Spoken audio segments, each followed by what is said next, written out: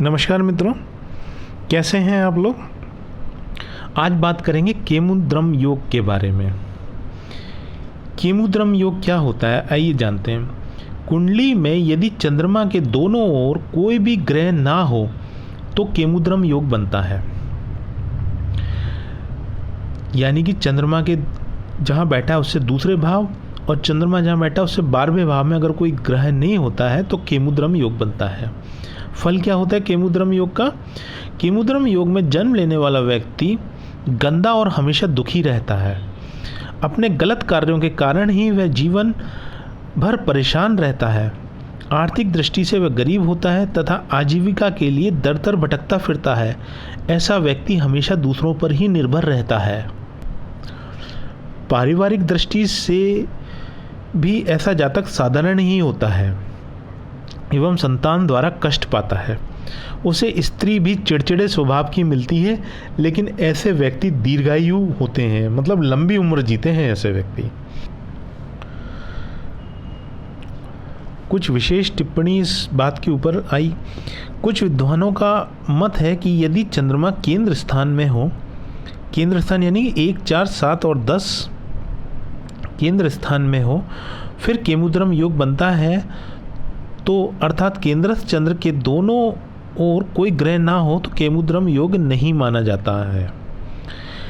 कुछ ऋषि ऐसा भी मानते हैं कि यदि चंद्रमा किसी ग्रह के साथ बैठा हो और फिर केमुद्रम योग होता है तो केमुद्रम योग का असर नहीं होता है। पर व्यवहारिक स्थिति में केमुद्रम योग का असर ज़रूर होता है, चाहे वो आंशिक हो। यदि जातक ने धनाढ्य कुल में जन्म लिया हो तो जातक शनै शनै मूर्खतापूर्ण कर्मों अथवा गलत निर्णयों के फलस्वरूप धन से हाथ धो बैठता और साधारण स्थिति में आ जाता है।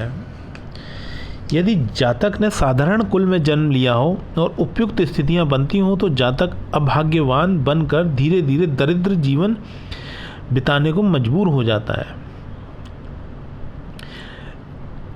केमुद्रम भंग योग, आइए जानते हैं केमुद्रम भंग योग क्या होता है। परंतु केमुद्रम भंग योग कुछ स्थितियों में होता है और ऐसा होने पर केमुद्रम का कोई प्रभाव नहीं होता। ये स्थितियां इस प्रकार हैं। कुंडली में केमुद्रम योग हो तो परंतु चंद्रमा सभी ग्रह से देखा जाता हो तो केमुद्रम योग भंग होता है और इस योग का कोई प्रभाव नहीं रहता, अपितु जातक दीर्घायु प्राप्त कर शत्रुओं का विनाश करने वाला होता है। दूसरी स्थिति क्या है?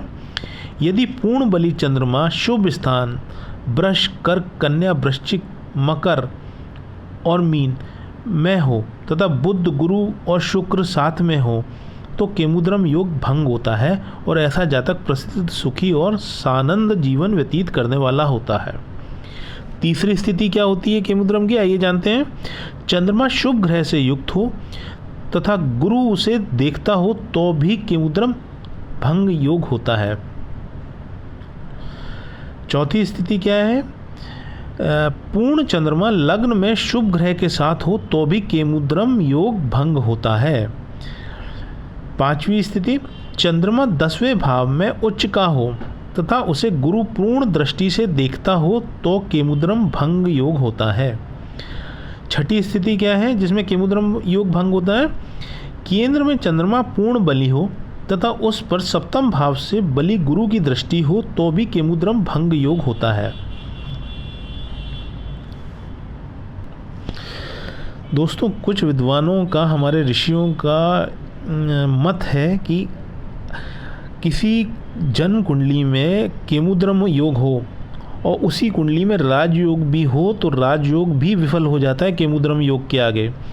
तात्पर्य यह है कि केमुद्रम योग राजयोग का उसी प्रकार नाश करता है जैसे सिंह हाथियों का नाश करता है। धन्यवाद। आशा करता हूँ आपको जानकारी अच्छी लगी होगी। धन्यवाद मित्रों।